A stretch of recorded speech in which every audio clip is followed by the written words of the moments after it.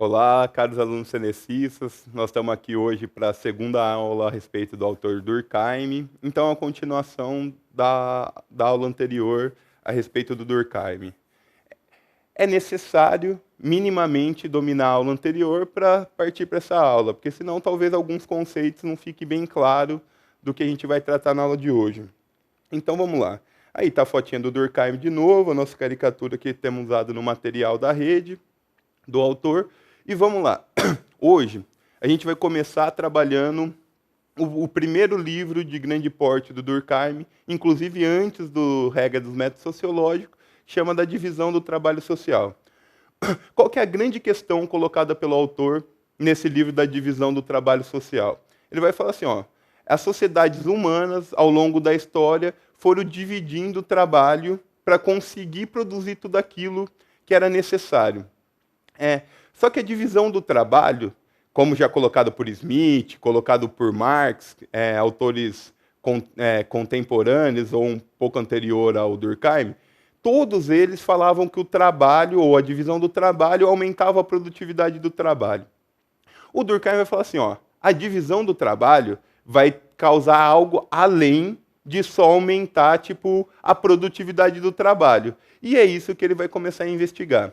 Então, na divisão do trabalho social, a tese principal dele vai ser mostrar que a divisão do trabalho cria uma solidariedade entre os indivíduos. A partir daí, ele vai estudar o que ele vai chamar de dois grupos. As sociedades primitivas, em especial as sociedades indígenas, e as sociedades tipo que ele vai chamar de desenvolvidas, ou a sociedade francesa do século XIX, que ele vai colocar como o auge do desenvolvimento da humanidade. Então, lá no livro, uma determinada passagem, ele vai dizer o seguinte: por aumentar ao mesmo tempo a força produtiva e as habilidades do trabalhador, a divisão, é condicionada necessária do desenvolvimento intelectual e material das sociedades. É fonte da civilização. Então, nota, ele está colocando a divisão do trabalho para algo para muito além do que até então se havia discutindo dentro daquilo que se chamava de ciências humanas até então. Ele está falando assim, ó, a divisão do trabalho vai provocar muito mais coisas do que só a produtividade. E aqui ele chamou atenção para o fato de desenvolver a civilização. Então vamos lá, ele vai continuar. E daí, o que ele vai fazer? Ao estudar esses dois tipos de sociedade, aquilo que ele chama de sociedade primitiva, sociedade atrasada, é esse mesmo os termos que ele vai usar. Hoje a gente contesta esses termos, a gente não usa mais o termo primitivo, mas na época do Durkheim ele usava com tranquilidade e era aceito com tranquilidade. E as sociedades contemporâneas. E daí o que ele vai falar? Esses dois tipos de sociedades, a partir da divisão do trabalho provocado entre elas, vai ocasionar dois tipos de solidariedade entre os indivíduos dessa sociedade. A primeira é o que está aparecendo aí para vocês, aquilo que a gente chama de solidariedade mecânica. O que é essa solidariedade mecânica? A solidariedade mecânica é aquilo que o Durkheim vai falar que é uma solidariedade forçada, é provocada mecanicamente. O que significa isso na prática? Esse é um tipo de solidariedade criada entre os indivíduos daquilo que ele vai chamar de sociedade primitiva. Pensem, por exemplo, vocês nas sociedades indígenas. Quase todos os guerreiros da tribo conseguem caçar com facilidade com arco e flecha. Não conseguem? Eles vão conseguir caçar. Mas tem aquele que atira melhor com arco e flecha. O que eles vão fazer? Quando vão para a caça, todos estão com arco e flecha, mas um grupo fica responsável de tocar os animais por um lado, e os outros grupos, responsável de dar as flechadas para até atingir e matar aquele animal. Nota, um guerreiro sozinho poderia caçar um determinado animal? Poderia com tranquilidade. Mas, ao dividirem o trabalho e atuarem conjuntamente nessa sociedade que ele vai chamar de primitiva, eles conseguem facilitar o seu trabalho, gerando mecanicamente ou forçadamente, pode ser um sinônimo aqui para o entendimento mais fácil do Durkheim, forçadamente um tipo de solidariedade entre esses indivíduos. Tudo bem? Agora a gente passa para outro tipo de solidariedade. Aquilo que o Durkheim vai chamar de solidariedade orgânica, que está aparecendo aí para vocês. Esse tipo de solidariedade orgânica é provocado nas sociedades que ele vai chamar de desenvolvida, ou a sociedade francesa do século XIX. O que é essa solidariedade orgânica? Com o advento ou com o desenvolvimento industrial, você criou uma série de divisões ou uma série de novos trabalhos que antes não existia. Então, o que vai acontecer? Um indivíduo vai se especializar na produção de sapato, outro indivíduo vai se especializar na produção de roupa, outro indivíduo na produção de chapéu, outro de terno e assim por diante. Você vai criando uma série de especializações. E cada indivíduo, agora nessa nova sociedade, aquilo que ele vai chamar de sociedades desenvolvidas, não mais vão ter a capacidade do todo, ou de todas as funções do trabalho, apenas de uma função.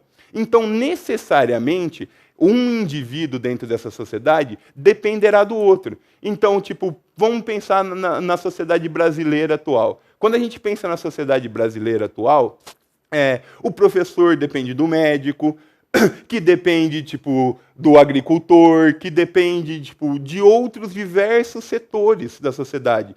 E na nossa sociedade, que é isso que ele vai chamar de solidariedade orgânica, vai ter o quê? Vai ter uma série de divisão dentro do trabalho, dos setores produtivos, no qual cada indivíduo ficar responsável por uma determinada função. Então, o médico não vive sem o agricultor, que não vive sem o pedreiro, que não vive sem ninguém. Então, necessariamente, nesse tipo de sociedade, as funções vão estar, conglomeradas, as funções vão estar unidas, um dependendo do outro. Então, vai criar uma solidariedade necessária e independente de qualquer coisa entre todos os indivíduos. Um professor não vai viver sem o agricultor. E o agricultor, muito provavelmente, dificilmente viverá sem um professor. E o médico não vai viver sem um lixeiro, que não vai viver sem um professor, que não vai viver sem um agricultor, e assim por diante. Nota, a gente tem um grau de dependência, de relação entre um e outro. E é isso que o Durkheim está chamando a atenção. Ele vai falar assim, nas sociedades contemporâneas, ou as sociedades desenvolvidas, modernas, existe uma outra forma de relação entre os indivíduos, que é provocado também pela divisão do trabalho, que é aquilo que ele vai chamar de solidariedade orgânica.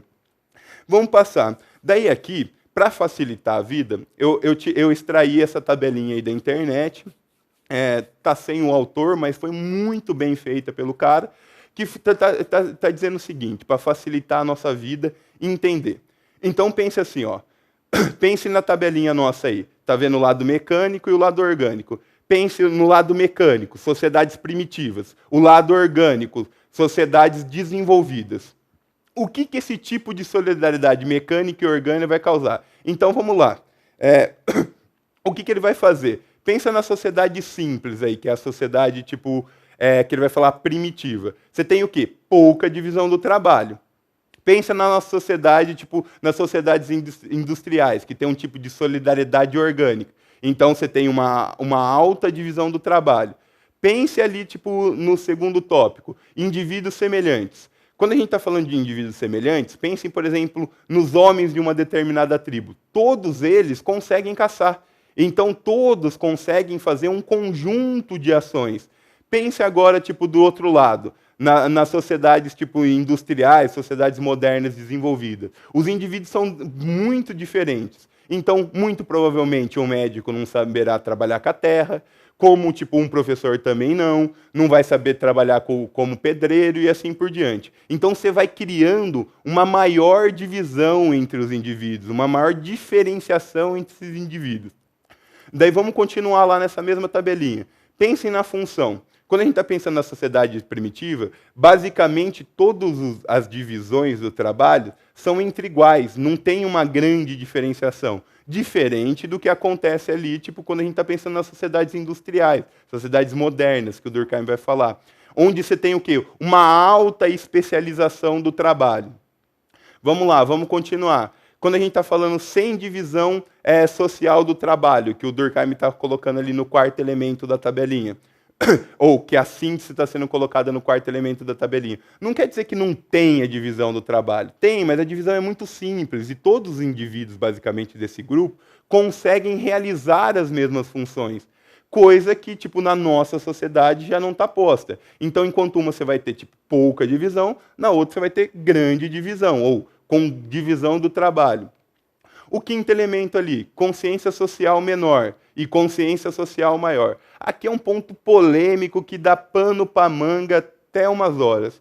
Não quer dizer que numa sociedade, por exemplo, indígena, eles tenham menos consciência ou menor consciência do entorno social. O Durkheim, de maneira, podemos dizer hoje, preconceituosa, falava que eles não tinham consciência, enquanto que na nossa sociedade, a partir da divisão, fez criar um mais alto grau de divisão também das consciências sociais. Mas aí, essa é uma grande parte, sempre criticada do Durkheim, e que cai pouco em vestibular, esse elemento em específico aí. E vamos continuar lá. Ele vai falar mais o quê? Nas sociedades primitivas, você tem o quê? Um mecanismo de coerção exercido de forma imediata, violenta. Normalmente, quando um guerreiro, continuamos no mesmo exemplo de uma determinada tribo, comete uma calúnia, comete algo inesperado, ele vai ser morto na frente de todo mundo para servir de exemplo. Enquanto que na nossa sociedade a gente tem o quê? Mecanismo de coerção, mas formalizados e exercidos de forma mediada. O que é essa forma formalizada e o que é essa forma mediada? Formalizada é que a gente tem um conjunto de leis na qual a gente tem que seguir.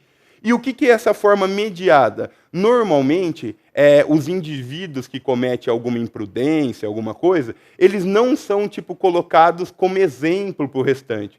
Normalmente, o que a gente faz? Ou o que acontece na nossa sociedade? A gente pega esse indivíduo e coloca ele dentro da cadeia, por exemplo, quando ele quebrou alguma norma, alguma ética de conduta social.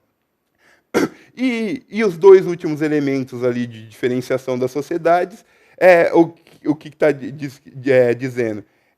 Direito repressivo, enquanto a gente tem um direito restitutivo. O que significa isso? O direito repressivo é só tipo uma conduta imediata. Então, por exemplo, em sociedades tupis, quando o guerreiro matava outro pelas costas, ele era morto na frente de todo mundo para mostrar que aquele tipo de conduta era inaceitável. O que vai acontecer tipo na nossa sociedade? Alguém matou outro, o que a gente vai fazer? A gente vai pegar esse indivíduo e vai isolar ele socialmente, não é isso que a gente faz? Notem, o nosso sistema de punição, não só o nosso brasileiro, mas do mundo inteiro, está baseado no quê? Está baseado no Durkheim. O indivíduo tipo, quebrou uma conduta social, quebrou uma moralidade social. O que as sociedades do mundo inteiro faz? Tira esse indivíduo da sociedade e coloca ele em um outro espaço, ou isola ele socialmente. É isso, nosso direito está baseado, ou nosso sistema de cadeia, ou do mundo inteiro, está baseado no modelo durkheimiano de entender a sociedade. E ele vai continuar lá. Fora essa síntese, ou fora isso, para além dessa questão a respeito da divisão do trabalho, tem um outro livro importantíssimo do Durkheim chamado O Suicídio. E o suicídio, o Durkheim teve uma sacada fenomenal. Qual que é a sacada fenomenal que o Durkheim teve nesse livro Suicídio? Ele, na tentativa e lutando para afirmar a área de conhecimento de sociologia, ele pegou uma coisa para estudar que até então só era estudado pela psiquiatria, pela psicologia que estava começando a nascer também, e assim por diante, que é o suicídio. Suicídio sempre é entendido para todo mundo como algo do indivíduo. O indivíduo vai lá e se mata. O Durkheim ele vai ter uma sacada brilhante. O que ele vai fazer? Ele vai provar, ou ele vai tentar provar, que o suicídio não é algo só do indivíduo, que o suicídio é algo social. E, por sinal, foi a partir desse grande trabalho, dessa grande pesquisa que o Durkheim fez, que está em forma de livro, que o Durkheim vai conseguir afirmar essa área de conhecimento chamada sociologia. Por quê? O que ele vai mostrar? Ele vai mostrar que em todas as sociedades, a partir de um estudo de campo realizado por ele vai mostrar que todas as sociedades existe uma taxa de suicídio. Ou seja, todas as sociedades levam um grupo de indivíduos a se matarem. Olha só, ele tirou o foco do indivíduo do suicídio e mostrou que cada sociedade, a partir da sua organização, vai levar a indivíduos a se matar. Nota, ele está falando assim, o problema do suicídio não é algo do indivíduo, mas sim é algo social. E é brilhante esse estudo do Durkheim. E ele vai, tipo, dentro desse livro, ele vai criar 3 tipos de suicídio, que está aí. O primeiro tipo de suicídio, aquele suicídio considerado suicídio egoísta. O que é esse suicídio egoísta? É um ato que se reveste de individualismo extremo. Ou seja, é aquele indivíduo que está na sociedade, tipo, ele não concorda com a moralidade daquela sociedade, não concorda com aquele conjunto de regras daquela sociedade, e ele vai, tipo, ir a óbito ou se matar porque ele não concorda e não aguenta mais viver nessa sociedade. O nosso segundo tipo de suicídio é aquele suicídio que o Durkheim chama de suicídio altruísta. Qual que é esse suicídio altruísta? Esse suicídio altruísta, ou suicida altruísta, é aquele suicida que concorda tanto com a sociedade, concorda tanto com aquela sociedade, que se precisar se matar para que aquela sociedade se mantenha da forma que está, ele vai fazer isso. Então, tipo, tem 2 exemplos aqui que fica bem claro esse tipo de suicídio. Pensem nos kamikazes da Segunda Guerra Mundial, que eram os japoneses que, tipo, arremessavam seus aviões nos porta-aviões de outros países, a fim de destruir aqueles países. Ou seja, aquele indivíduo concorda tanto, ou concordava tanto com a sociedade japonesa, que ele se matava em nome da sociedade japonesa.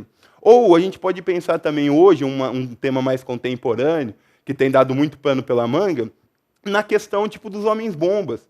Eles concordam tanto com aquele Estado Islâmico, esse dito Estado, que na verdade não é Estado, mas a gente vai ver em aula mais para frente sobre isso, com esse Estado Islâmico, que se ele precisar tipo, morrer para tipo, sustentar esse Estado, ele vai fazer. Então, isso a gente poderia enquadrar como um suicídio altruísta. E um último tipo de suicídio, que é aquilo que o suicídio anômico. O que é esse suicídio anômico? O suicídio anômico é provocado a partir de alguma desorganização social. Então pensem, por exemplo, nessa última grande crise mundial que teve em 2009, 2010. Nessa última crise social que teve pessoas que perderam tudo e se mataram por causa disso. Ou seja, o cara concordava com a sociedade, vivia na sociedade, estava lá na sociedade, estava vivendo bem, em paz. Aconteceu algum problema social de grande ordem, por exemplo, nesse caso aqui que a gente está citando, a crise de 2009, 2010 mundial, o cara perde tudo, no desespero o cara vai lá e se mata. Então, o que você tem? E aí é um outro conceito que vale a pena que a gente pegar, que é o conceito de anomia. O que é o conceito de anomia para Durkheim? O conceito de anomia é aquele problema provocado na sociedade. Então, a partir desse problema ou dessa crise econômica, indivíduos perdem tudo e se matam. Então, toda vez que a gente pensar em anomia, quando está falando de Durkheim, a gente tem que pensar em algum problema social.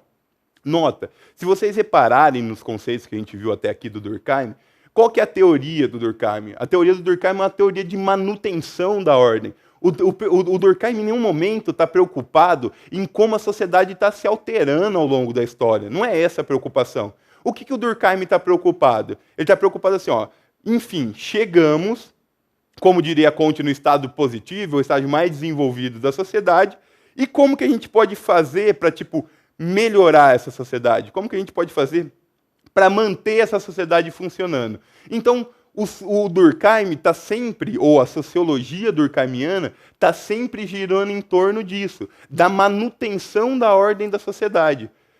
Certo, caros estudantes? Daí aqui a gente termina essa aula de hoje. Bibliografia complementar igual da primeira aula. Por favor, tipo, assistam, tem videoaula, tem texto para ver, tem coisa para assistir.